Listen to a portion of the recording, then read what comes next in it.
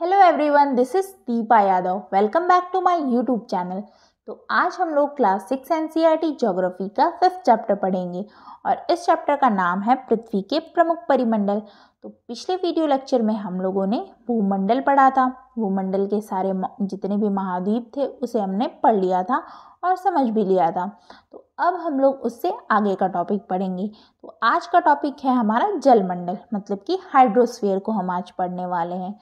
तो चलिए फिर पढ़ते हैं और समझते हैं। तो हमारा फर्स्ट पॉइंट है कि पृथ्वी को नीला ग्रह कहा जाता है।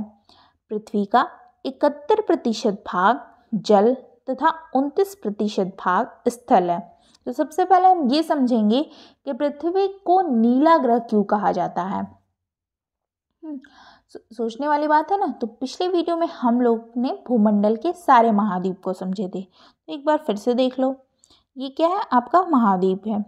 ये अर्थ है आपका मैप में, और ये आपका सारा महाद्वीप, उत्तर अमेरिका, दक्षिण अमेरिका, अफ्रीका, यूरोप, एशिया और ऑस्ट्रेलिया, ये सारे क्या है? महाद्वीप है। तो अब इस महाद्वीप पे जो स्थल वाला जो हिस्सा है वो क्या है? भूमंडल का ही हिस्सा है ना।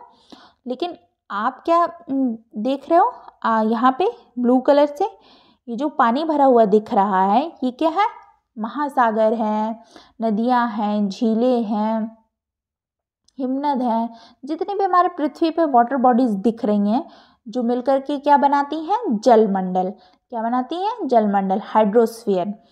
तो वही यहाँ पे कह रहा है कि पृथ्वी को नीला ग्रह कहा जाता है क्योंकि पृथ्वी पर क्या है? 71% जो भाग है वो जल से भरा हुआ है तथा 29% भाग स्थल से स्थल है वहाँ पे। तो इसलिए हमारी पृथ्वी क्या है? नीली दिखाई पड़ती है, क्योंकि पृथ्वी पर जो क्या है? 71% जो भाग है वो जल से भरा हुआ है, इसलिए हम इसे नीला ग्रह कहा जाता है।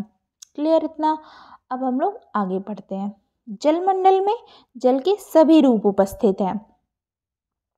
कौन कौन से रूप उपस्थित हैं? देखिए, इसमें महासागर एवं नदियाँ, झीलें, हिमनदियाँ, भूमिगत जल तथा वायुमंडल की जलवाष्प सभी सम्मिलित हैं। तो आपके पृथ्वी पे क्या है? जलमंडल में जल के इतने सारे रूप उपस्थित हैं जो आपको इस फॉर्म में दिखाई पड़ेंगे: महासागर, नदियाँ, झीलें, हिमनद। ठीक, तो आपने इतना समझा। अब हम लोग नेक्स्ट पॉइंट को पढ़ते हैं। पृथ्वी पर पाए जाने वाले जल का 97%, 97% से अधिक भाग महासागरों में पाया जाता है एवं वह इतना अधिक खारा होता है कि मानव के उपयोग में नहीं आ सकता है। तो समझना इसको कि अभी हम लोगों ने क्या पढ़ा कि पृथ्वी का 71% भाग जो है जल से भरा हुआ है और 29% भाग क्या है? स्थल है। तो फिर तो पानी की कमी नहीं होनी चाहिए ना। पानी खूब है, हाँ, खूब वेस्ट करो, ऐसा सोच सकते हो ना आप। लेकिन फिर भी हम क्या बोलते हैं कि पानी बचाओ, पानी बचाओ। तो यहाँ पे समझने वाली बात है, समझना कि ये जो 71% जो अर्थ की बात कर रहे हैं ना, जो पानी से ढका हुआ है, तो ये क्या है? पानी का किसी काम का नहीं है। ये जो पानी है हमारे लिए, ये क्या है? किसी काम का नहीं है। तो वो क्या है? कह रहे हैं ना यहाँ पे कि पृथ्वी पर जो पाए जाने वाले जल है का 97% से अधिक भाग क्या है? महासागरों में पाया जाता है। ये डायग्राम में आप देख रहे हो, ये हमारी पृथ्वी पर क्या है? पूरे 97.5% जो है महासागरों में पाया जाता है। इतना पानी, इतना जल, ठीक है। तो और वह इतना अधिक खारा होता है, मतलब इतना सॉल्टी, नमक जैसा होता है कि उस पानी का कोई यूज़ ही नहीं है। आप उसका इस्तेमाल नहीं कर सकते हो। तो और कितना शेष कितना भाग बचता है आपका? 2.5 अलवण जल। हाँ, उसमें भी आपका कितना कुछ 0.03% कुछ फ्रेश वाटर जिसे कहते हैं वो आपको देखने को मिलेगा। वो किस फॉर्म में मिलता है? देखिए, शेष जल का बहुत बड़ा भाग बर्फ की परतों एवं हिम नदियों तथा भूमिगत जल के रूप में पाया जाता है। तो ये जो हिमनद है, बर्फ़ की परतें हैं, तो ये कहाँ पे पाया जाएगा आपको? पहाड़ों वाली ही जगह पे पाया जाएगा ना, पहाड़ों के ऊपर, जैसे हिमालय पर हिमनद पाई जाएगी।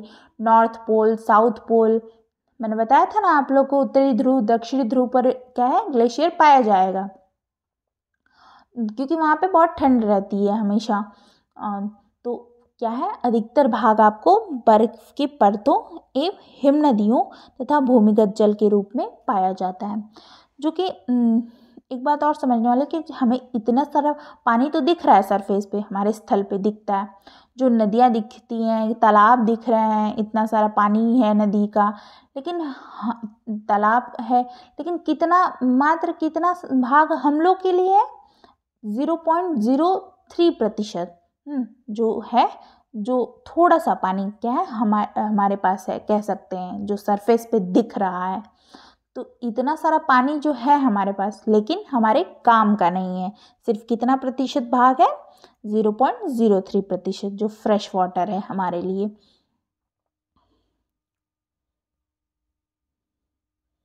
अब हम लोग लास्ट पॉइंट पढ़ेंगे।